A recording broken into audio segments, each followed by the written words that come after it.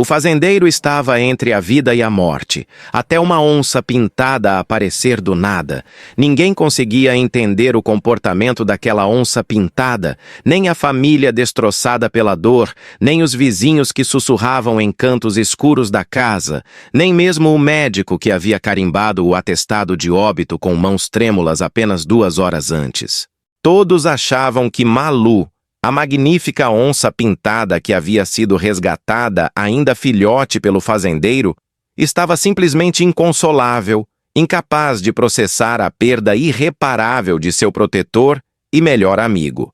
Mas se eles prestassem atenção real, se realmente observassem o que Malu estava tentando comunicar com tanta urgência, a verdade escondida dentro daquele caixão de madeira rústica teria abalado cada alma presente até o último fio de suas existências. Porque enquanto todos choravam e se preparavam para o funeral, enquanto a onça rosnava baixo e se recusava terminantemente a se afastar daquela caixa, algo absolutamente impossível estava acontecendo sob aquela tampa pesada de madeira de peroba, algo que transformaria o luto profundo em choque absoluto e o desespero paralisante em um milagre que marcaria aquelas vidas para sempre. Este foi o dia em que uma onça pintada lutou contra o tempo, contra a descrença humana e contra a própria morte para salvar seu melhor amigo de ser enterrado vivo. A família estava reunida na sala ampla da fazenda centenária, localizada nos arredores de Corumbá, Mato Grosso do Sul. O silêncio era tão denso que parecia sugar o ar dos pulmões de todos ali, rostos marcados por horas de choro ininterrupto e pela dor lancinante da perda. Eles acreditavam, com cada fibra de seus corações despedaçados, que Rafael, o jovem fazendeiro de apenas 31 anos que havia dedicado cada dia de sua vida adulta à preservação da fauna do Pantanal sul-mato-grossense, havia partido para sempre, deixando um vazio impossível de preencher. Seu corpo estava ali, dentro daquele caixão simples feito de madeira escura, cercado por flores silvestres da região que ele mesmo costumava fotografar nas manhãs enevoadas, quando a neblina ainda dançava sobre os campos alagados.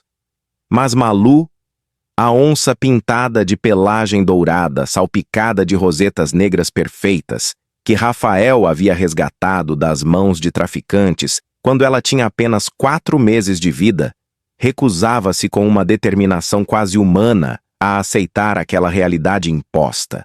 Cada vez que alguém se aproximava e tentava gentilmente afastar a onça do caixão, ela plantava suas patas no chão de tábuas antigas e resistia com toda a força selvagem que ainda habitava seu corpo domesticado, emitindo sons graves e guturais que ecoavam pelas paredes cobertas de retratos de família e reverberavam no peito de cada pessoa presente. Não eram os miados suaves e carinhosos que ela costumava fazer quando Rafael chegava em casa depois de um dia de trabalho nos pastos. Eram rosnados profundos e viscerais, vindos do âmago de seu peito poderoso, carregados de uma urgência desesperada que ninguém naquela sala conseguia decifrar ou compreender. A princípio, todos assumiram automaticamente que se tratava apenas do luto de um animal que havia perdido seu companheiro mais querido, a manifestação animal de uma dor que transcendia as barreiras entre espécies. Dona Teresa, a mãe de Rafael, uma mulher resiliente de 59 anos que havia criado o filho praticamente sozinha após perder o marido para uma doença súbita, quando o menino tinha apenas 8 anos, tentou acalmar a onça com palavras doces e reconfortantes, as mesmas que usava quando Malu era apenas uma bolinha assustada de pelos manchados. Ela sabia melhor que ninguém que Malu e Rafael tinham uma ligação que ia além do normal, algo quase místico que ela nunca tinha visto entre humano e animal em toda a sua vida no campo. Desde que o rapaz trouxera aquela criaturinha órfã e aterrorizada para casa 9 anos atrás, os dois eram praticamente inseparáveis, unidos por um laço invisível, mas inquebrantável. Rafael dormia com a porta do quarto entreaberta todas as noites, para que Malu pudesse entrar e sair conforme sua vontade, respeitando sua natureza livre mesmo dentro de casa. Ele preparava as refeições da onça com o mesmo capricho e cuidado que preparava as próprias, estudando nutrição felina e consultando veterinários especializados regularmente. Levava-a para longas expedições pela mata nativa que cercava a propriedade, ensinando-a pacientemente a caçar sem nunca tirar dela a dignidade essencial e a majestade natural de ser o predador magnífico que a evolução havia criado ao longo de milênios. Malu não era simplesmente um animal de estimação exótico mantido em cativeiro. Ela era parte integral da família, uma filha com patas aveludadas e manchas douradas que brilhavam sob o sol do Pantanal, uma presença constante nas fotos de família e nas memórias mais preciosas daquela casa. Mas naquele momento trágico e tenso, o comportamento de Malu não parecia ser apenas a manifestação externa de uma tristeza profunda. Havia algo visceralmente diferente, algo urgente e quase frenético em cada movimento calculado que ela fazia. Ela circulava o caixão sem parar, sem descanso, como se estivesse montando guarda contra uma ameaça invisível que só ela podia perceber. Suas pupilas estavam completamente dilatadas, transformando seus olhos dourados em poços negros, cercados por finos anéis de ouro. As orelhas estavam viradas rigidamente para a frente, totalmente alertas, captando cada sussurro, cada rangido da madeira antiga da casa, cada respiração hesitante na sala carregada de emoção. De tempos em tempos, ela colocava suas patas dianteiras poderosas sobre a madeira lisa do caixão e se esticava completamente, tentando desesperadamente alcançar a tampa lacrada, arranhando a superfície com garras que poderiam rasgar carne e osso com facilidade assustadora, mas que ali apenas deixavam marcas superficiais e esbranquiçadas no verniz escuro que alguém havia aplicado cuidadosamente horas antes. O som metálico e perturbador das garras contra a madeira tratada fazia todos na sala estremecerem involuntariamente.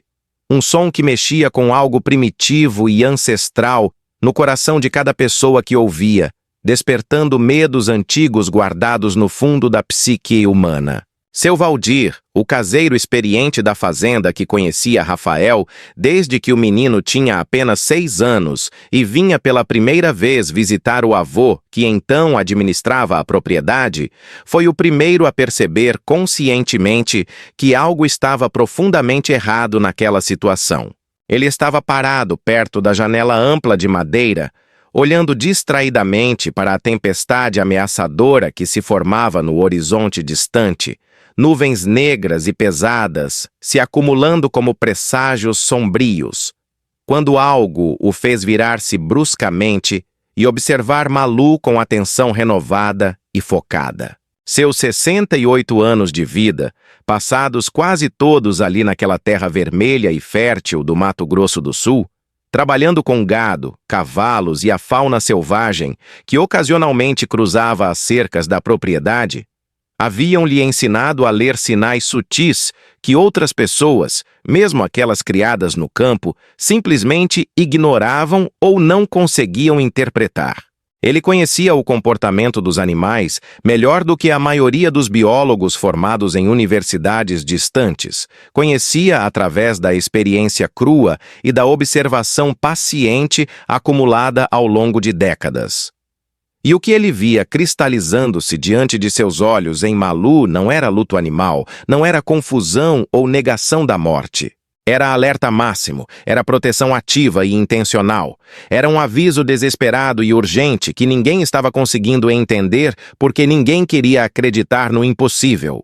Os vizinhos que haviam se reunido para o velório, seguindo a antiga tradição do campo de estar presente nos momentos mais difíceis, conversavam em pequenos grupos dispersos pela casa, alguns do lado de fora sob o alpendre largo que cercava a construção antiga, protegidos apenas parcialmente da garoa fina que havia começado a cair.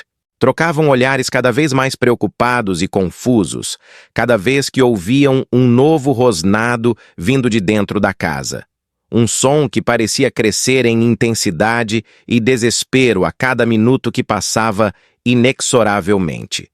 Comentavam em vozes baixas e hesitantes sobre como aquilo era profundamente estranho, sobre como Malu parecia mais agitada e perturbada a cada momento, sobre como o comportamento da onça estava fugindo completamente do padrão que todos conheciam.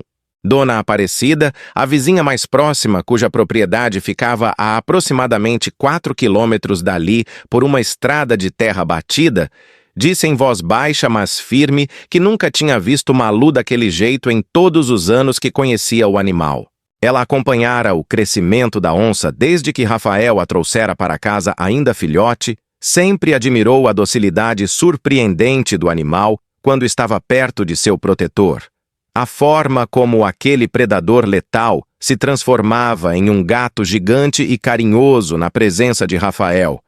Mas aquilo que estava acontecendo ali dentro da casa, naquele momento carregado de tensão, era completamente diferente de tudo que ela já havia presenciado. Aquilo era selvagem de uma forma visceral e primitiva que ela nunca tinha visto antes, nem mesmo quando a onça era mais jovem e menos domesticada.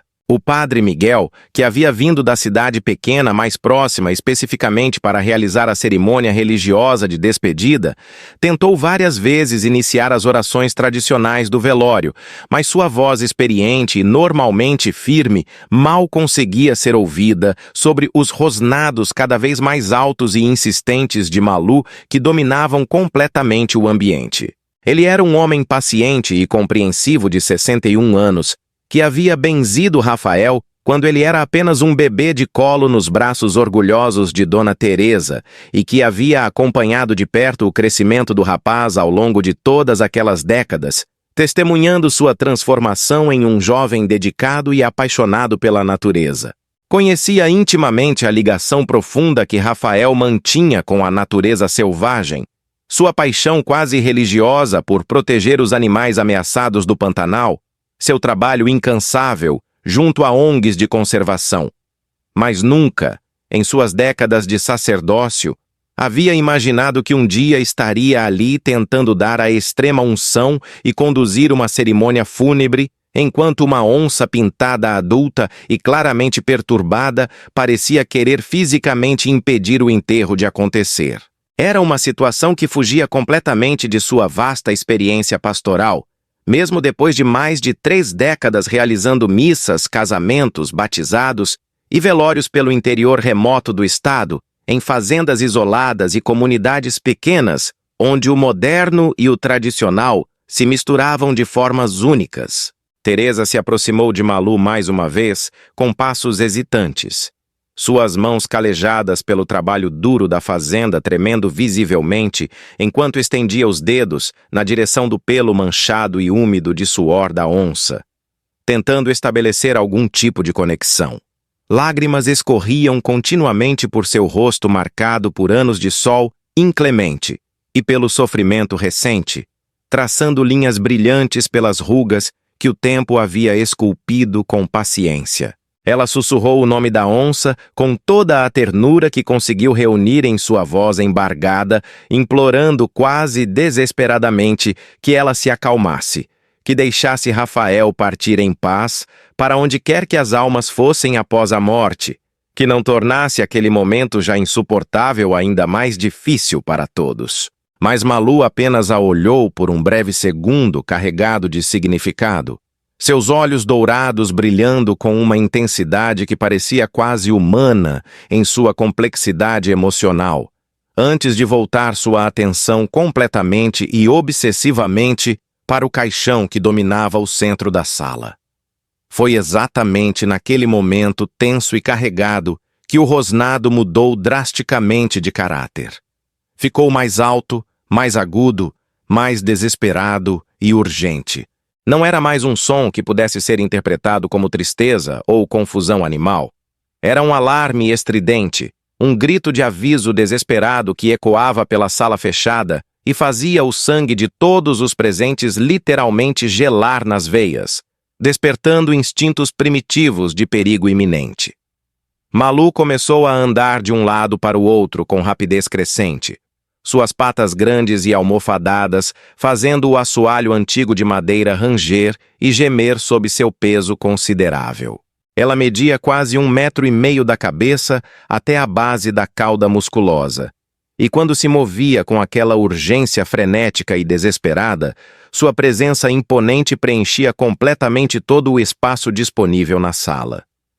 As pessoas começaram a se afastar instintivamente, abrindo espaço ao redor dela, sentindo uma mistura complexa de medo ancestral e respeito profundo pelo animal magnífico que parecia estar tentando comunicar algo absolutamente vital com cada fibra de seu ser. Diego, o irmão mais novo de Rafael, um rapaz de apenas 26 anos que idolatrava o irmão mais velho desde que tinha memória, e que havia aprendido tudo sobre cuidar da fazenda com ele, deu um passo corajoso à frente do grupo hesitante. Ele sempre teve uma conexão especial e única com Malu desde que ela chegara ainda filhote. Passava horas incontáveis ajudando Rafael a cuidar dela, preparando comida, limpando o espaço onde ela dormia, brincando com ela quando ainda era pequena e inofensiva. Talvez ela o ouvisse agora. Talvez ele conseguisse acalmá-la, onde todos os outros haviam falhado.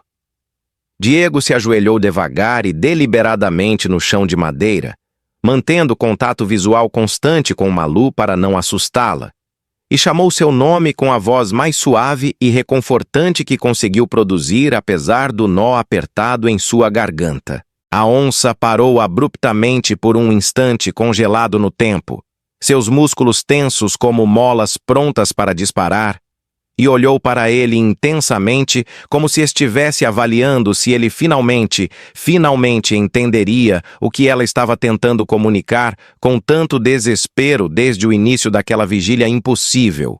E então, sem qualquer aviso prévio, ela fez algo que deixou absolutamente todos na sala paralisados de espanto e confusão. Ela parou de rosnar completamente e de forma abrupta. O silêncio repentino e total foi quase ensurdecedor depois de tanto barulho constante, criando um vácuo sonoro que parecia sugar todo o oxigênio da sala.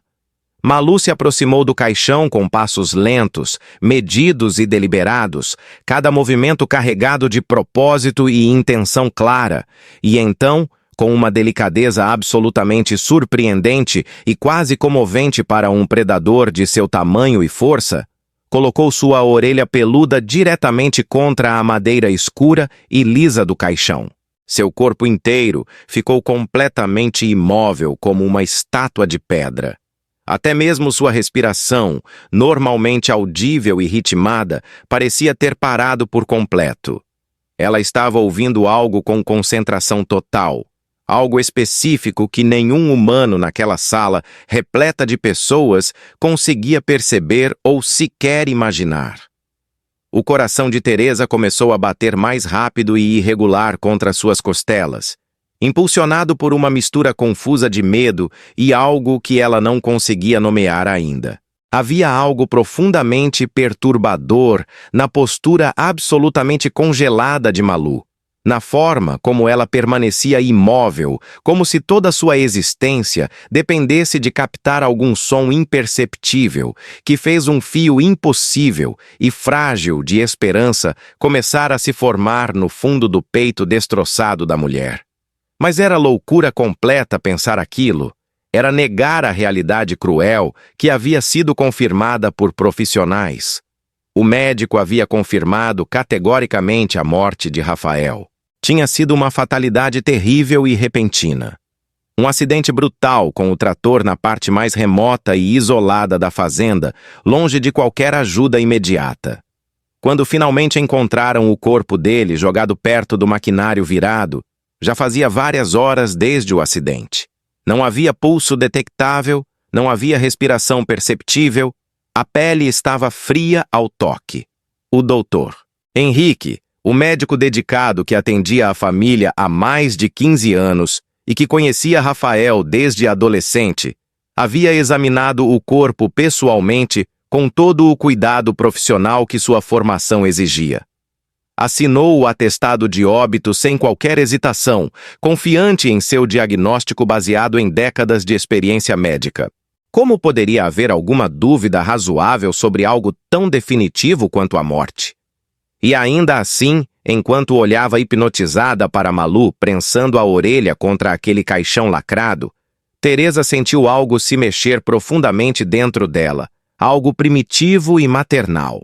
Uma voz pequena e quase imperceptível sussurrava insistentemente em algum canto escondido de sua mente que talvez, apenas talvez, eles estivessem todos cometendo um erro terrível e irreversível. Seu Valdir também havia se aproximado silenciosamente. Seus olhos experientes e atentos, estudando cada movimento sutil de Malu, com a intensidade de quem lê sinais invisíveis para outros. Ele havia passado literalmente a vida inteira lidando intimamente com animais de todos os tipos, desde o gado Nelore que criavam em grandes quantidades na fazenda, até os animais selvagens que ocasionalmente apareciam perto das cercas ou invadiam os pastos em busca de água ou comida. Sabia reconhecer intuitivamente quando um bicho estava confuso e desorientado, quando estava genuinamente assustado e prestes a fugir, quando estava agressivo e defendendo o território, quando estava protegendo algo valioso. E o que ele via cristalizando-se em Malu naquele momento não era nada disso.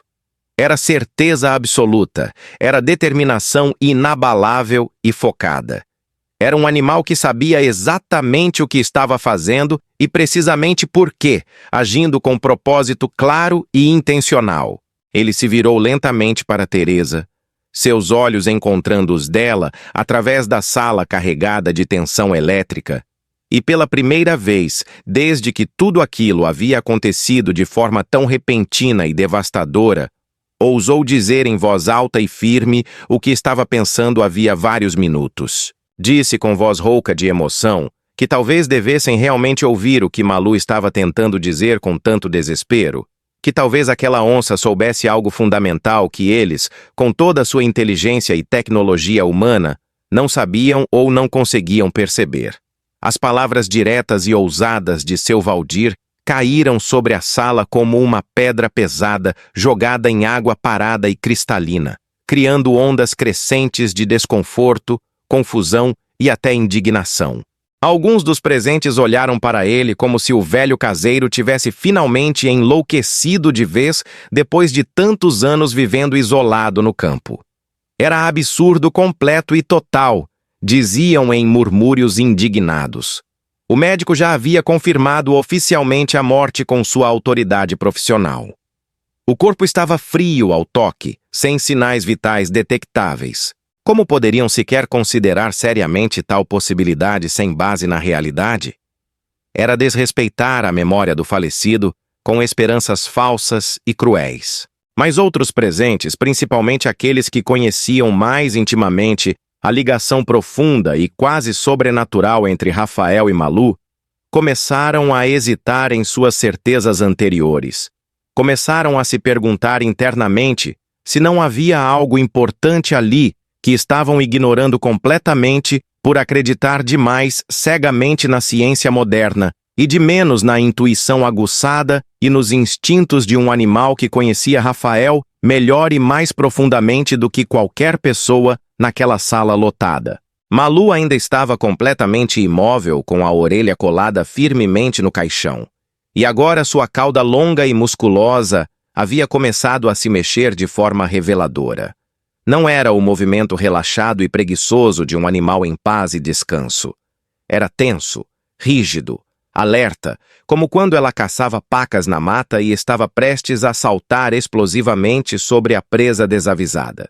Seus músculos poderosos estavam visivelmente contraídos sob o pelo manchado e lustroso, prontos para a ação imediata se necessário. E então, sem absolutamente nenhum aviso prévio que pudesse preparar os presentes, ela começou a empurrar o caixão com determinação crescente.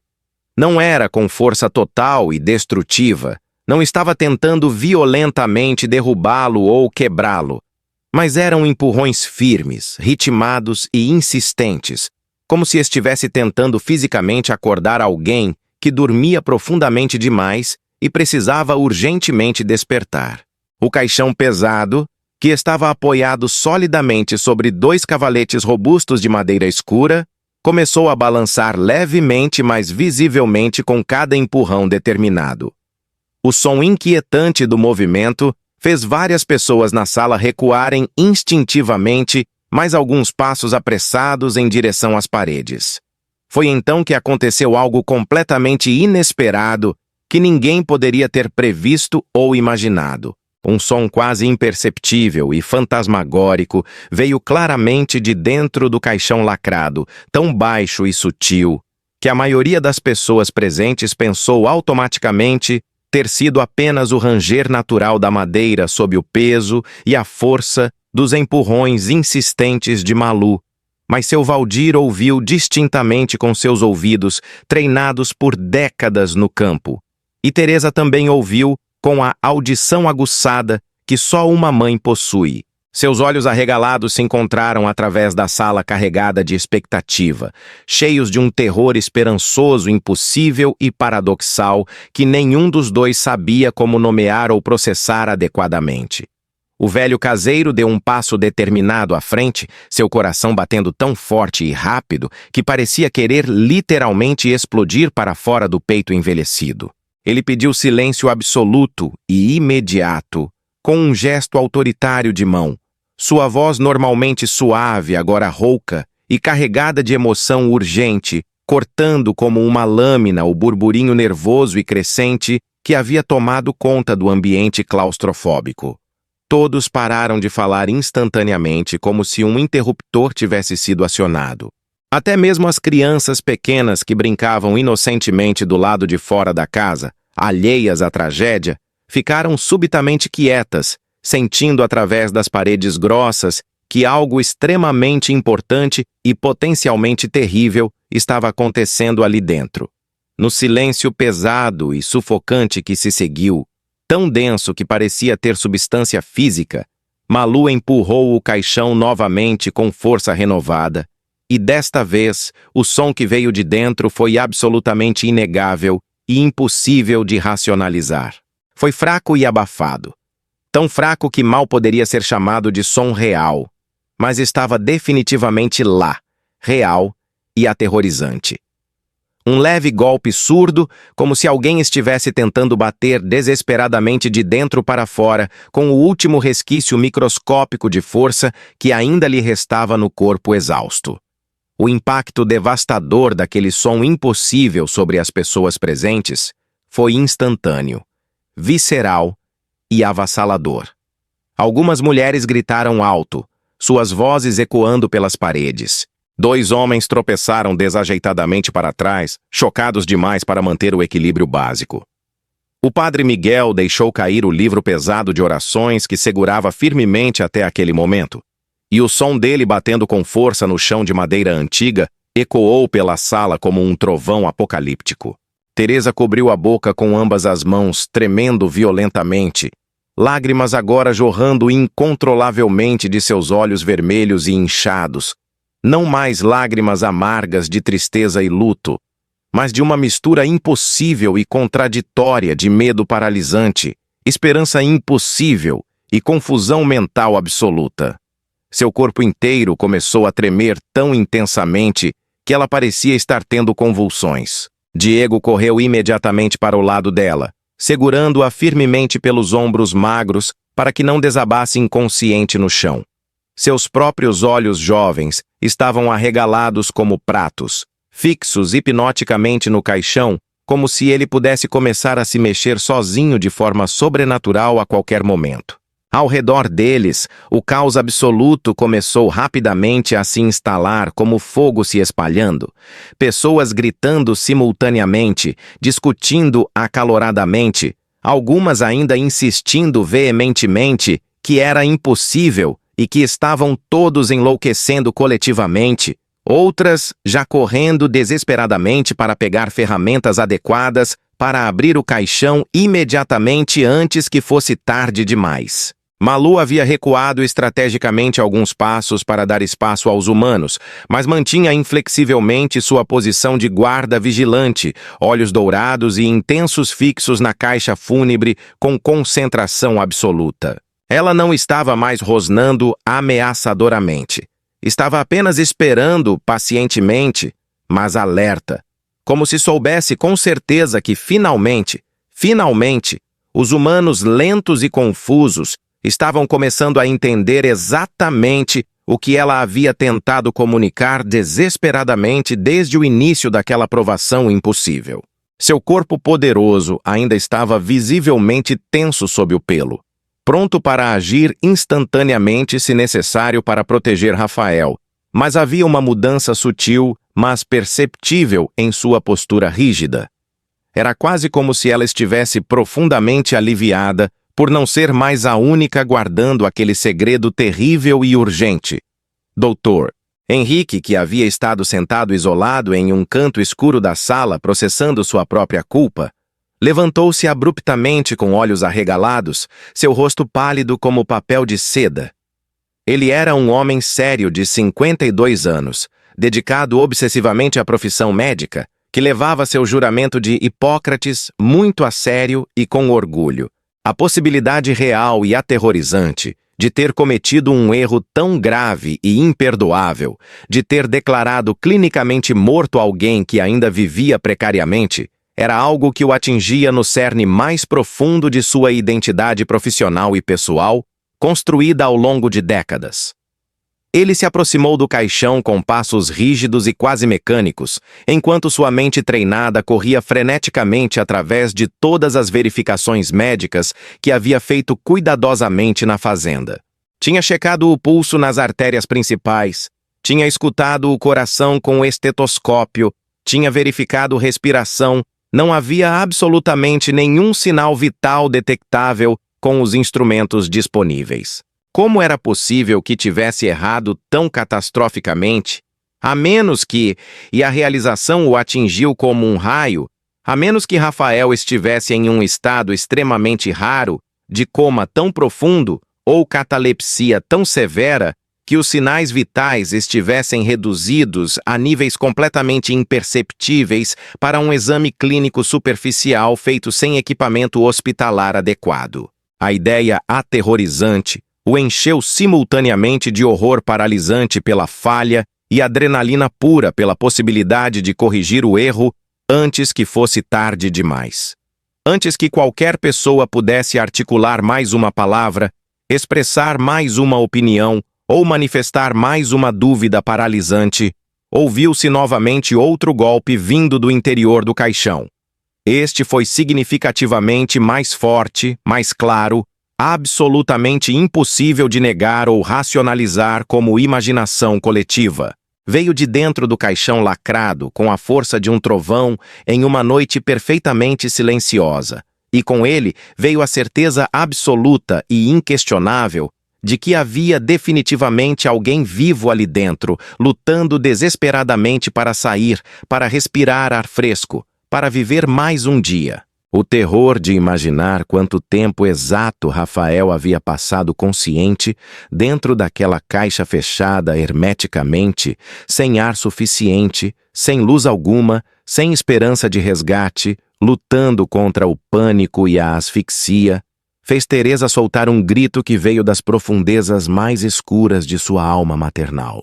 Foi um som primitivo e visceral, o grito de uma mãe que percebe subitamente que está prestes a perder seu filho de uma forma ainda mais horrível e traumática do que havia originalmente imaginado em seus piores pesadelos. Seu Valdir não esperou mais um segundo sequer. Com uma energia explosiva e uma determinação férrea que pareciam completamente impossíveis para um homem de sua idade avançada, ele correu até o caixão e começou a procurar freneticamente uma forma de abri-lo imediatamente. Suas mãos calejadas e endurecidas por décadas de trabalho braçal tremiam visivelmente enquanto tentavam encontrar os parafusos que mantinham a tampa pesadamente fechada. Diego estava ao seu lado em segundos, também procurando desesperadamente, também completamente desesperado para salvar o irmão que idolatrava. Outros homens fortes se juntaram a eles rapidamente, formando um círculo caótico e urgente ao redor do caixão. Alguém gritou pedindo uma chave de fenda grande, outro pediu um martelo pesado, um terceiro sugeriu um pé de cabra, Ferramentas começaram a ser passadas freneticamente de mão em mão, através do círculo de pessoas desesperadas. O tempo havia se transformado em algo viscoso e estranho, cada segundo se arrastando como uma eternidade insuportável, enquanto trabalhavam com dedos trêmulos para abrir aquela tampa maldita que os separava da verdade. Malu observava tudo com atenção felina intensa, sem sair do lugar que havia escolhido. Havia cumprido sua missão impossível, havia feito os humanos lentos finalmente entenderem o que ela tentava comunicar desde o início. Agora era com eles, mas ela não saía, não relaxava nem por um segundo. Não sairia dali até ter certeza absoluta e inquestionável de que Rafael estava completamente seguro. Suas orelhas triangulares continuavam alertas, captando cada som mínimo, cada movimento brusco, cada mudança sutil no ar carregado da sala. O instinto poderoso que a fizera perceber o que ninguém mais conseguira perceber continuava totalmente ligado, mantendo-a em estado de vigilância máxima. A primeira tentativa desesperada de remover os parafusos falhou miseravelmente. Quem quer que tivesse fechado o caixão havia apertado com força excessiva e o metal estava completamente emperrado na madeira dura. Seu Valdir praguejou baixinho, algo extremamente raro para ele que era conhecido por sua paciência, e pediu urgentemente uma ferramenta maior e mais adequada. Alguém correu imediatamente até a oficina que ficava nos fundos da propriedade. Os segundos se transformaram em minutos intermináveis e agonizantes. Teresa estava ajoelhada no chão duro agora, as mãos unidas em oração fervorosa, murmurando palavras fragmentadas que nem ela mesma conseguia entender direito. Eram súplicas desesperadas, promessas impossíveis de cumprir, barganhas emocionais com Deus ou com qualquer força misteriosa do universo que pudesse fazer com que seu filho ainda estivesse vivo quando finalmente abrissem aquela tampa amaldiçoada. Do lado de fora da casa, a tempestade que havia se formado ameaçadoramente no horizonte finalmente chegou com força total e devastadora. O vento uivava selvagemente através das árvores antigas, arrancando folhas e galhos pequenos, fazendo as plantas do jardim se curvarem. A chuva começou a cair com violência. Primeiro algumas gotas grossas e pesadas, depois uma cortina absolutamente sólida de água que tamborilava no telhado de telhas coloniais com força ensurdecedora. Os raios cortavam o céu escuro como facas brilhantes de luz pura, iluminando brevemente e dramaticamente a sala através das janelas de madeira, seguidos imediatamente por trovões estrondosos que faziam a casa centenária inteira tremer violentamente em suas fundações antigas. Era como se a própria natureza poderosa estivesse reagindo intensamente ao drama humano que se desenrolava ali dentro, testemunhando silenciosamente o momento preciso em que a vida e a morte dançavam na linha mais tênue e frágil possível. Quando o homem finalmente voltou correndo da oficina com uma alavanca robusta e um pé de cabra grande, a determinação férrea gravada em seu rosto suado refletia perfeitamente a de absolutamente todos na sala.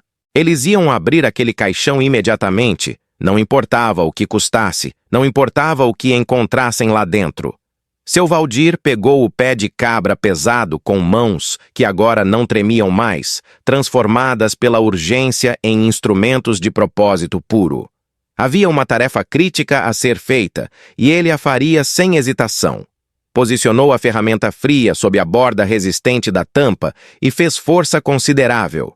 A madeira rangeu alto, resistiu teimosamente, mas então começou finalmente a ceder milímetro por milímetro. O som dela se soltando lentamente era como ossos quebrando, alto e perturbador na sala tensa. Outro homem forte juntou sua força considerável à de seu Valdir, e juntos eles fizeram mais pressão coordenada. Mais rangidos altos, mais resistência da madeira, mais suor escorrendo pelos rostos concentrados. E então, finalmente, com um estalo alto e seco que fez absolutamente todos pularem assustados, a tampa começou a se soltar de verdade. E olha, se você está aí com o coração disparado nesse exato momento, se suas mãos estão suando, se você precisa desesperadamente saber o que vai acontecer quando essa tampa finalmente se abrir completamente, eu tenho um pedido especial para você fazer agora. Aperta esse botão de inscrição no canal, porque histórias como essa não aparecem todo dia. E me diz uma coisa, você acredita que os animais podem sentir coisas que a gente não consegue? Você acha que eles têm um tipo de intuição que vai além do que a ciência consegue explicar? Deixa aqui nos comentários sua opinião sincera. Conta se você já viveu alguma situação onde um animal te surpreendeu completamente, onde ele pareceu saber algo impossível. Essas histórias que vocês compartilham são a alma desse canal. São o que mantém essa comunidade incrível, viva e conectada. Agora volta comigo. Porque o que aconteceu quando eles finalmente levantaram aquela tampa vai te deixar sem fôlego, eu garanto. Quando a tampa finalmente cedeu completamente e foi levantada com esforço coordenado, revelando pela primeira vez o interior sombrio do caixão, o que todos viram os deixou completamente paralisados por um instante que pareceu se esticar infinitamente para sempre. Ali estava Rafael, seu rosto pálido como mármore frio, os lábios levemente azulados pela falta de oxigenação adequada, os olhos fechados hermeticamente, mas seu peito estava se movendo visivelmente. Era um movimento absolutamente minúsculo, quase imperceptível para quem não estava prestando atenção total, como o bater delicado de asas de uma borboleta, mas estava definitivamente lá, real e impossível. Ele estava respirando contra todas as probabilidades. Respirações curtas, superficiais, desesperadamente fracas e irregulares, mas respirações reais que moviam seu diafragma. Ele estava vivo. Contra todas as probabilidades médicas, contra tudo que a medicina moderna havia dito com tanta certeza, contra a própria morte implacável que parecia tê-lo reclamado irreversivelmente horas antes, Rafael estava teimosamente vivo. O som que saiu da garganta apertada de Teresa não era algo que pudesse ser descrito adequadamente com palavras humanas. Era alegria explosiva, terror paralisante, alívio avassalador e desespero angustiante, tudo misturado em uma única explosão caótica de emoção absolutamente pura e primitiva. Ela se jogou instintivamente para a frente, suas mãos desesperadas alcançando o filho imóvel, mas seu Valdir a segurou gentilmente, mas com firmeza inabalável pelos ombros. Eles não sabiam o estado real dele, não sabiam se mover o corpo descuidadamente poderia causar danos irreversíveis à coluna ou ao cérebro. Precisavam de ajuda médica especializada urgentemente, precisavam agora mesmo. Dr. Henrique já estava em movimento rápido, verificando o pulso de Rafael com dedos profissionalmente trêmulos, mas precisos, encostando o ouvido treinado em seu peito para escutar o coração debilitado. O que ele ouviu o fez agir com uma velocidade e urgência que surpreendeu absolutamente a todos presentes. O pulso estava lá, fraquíssimo e irregular, mas estava lá pulsando contra seus dedos. O coração batia em um ritmo preocupantemente lento e completamente irregular, mas batia, bombeando sangue precioso. Ele gritou instruções médicas claras, pedindo que alguém trouxesse água imediatamente, que outro pegasse cobertores limpos e quentes, que um terceiro ligasse urgentemente para o hospital mais próximo e explicasse a situação impossível. O caos que se instalou foi completamente diferente do caos desesperador de momentos antes. Agora havia propósito claro, havia esperança renascida. Havia a possibilidade real de salvação. Pessoas corriam em todas as direções possíveis, cada uma com uma tarefa específica e vital.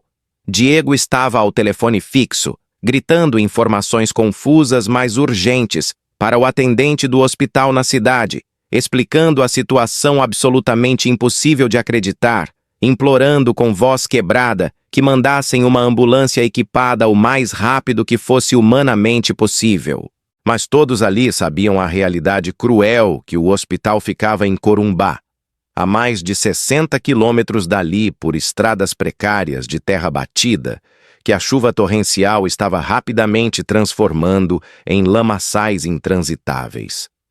A ambulância levaria no mínimo 1 hora para chegar até ali, provavelmente muito mais com o temporal apocalíptico.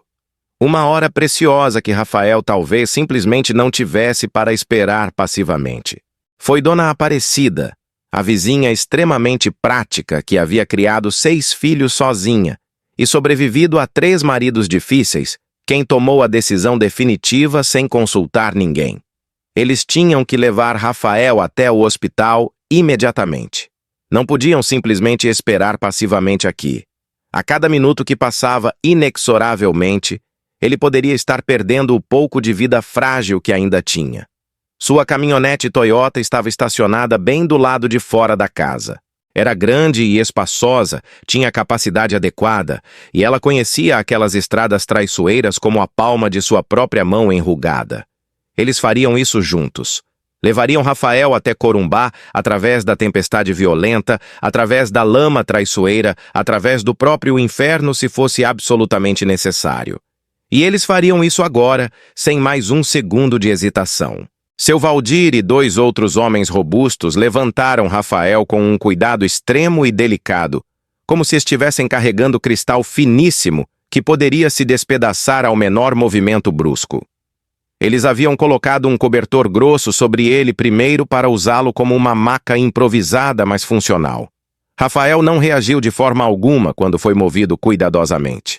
Seus olhos permaneceram fechados, seu corpo completamente inerte como um boneco, mas seu peito continuava subindo e descendo em movimentos irregulares. Aquela respiração fraca, mas persistente, continuava, e isso era absolutamente tudo que importava naquele momento. Teresa caminhou colada ao lado deles, uma mão tocando gentilmente o braço frio do filho, completamente incapaz de se separar dele mesmo por um único segundo.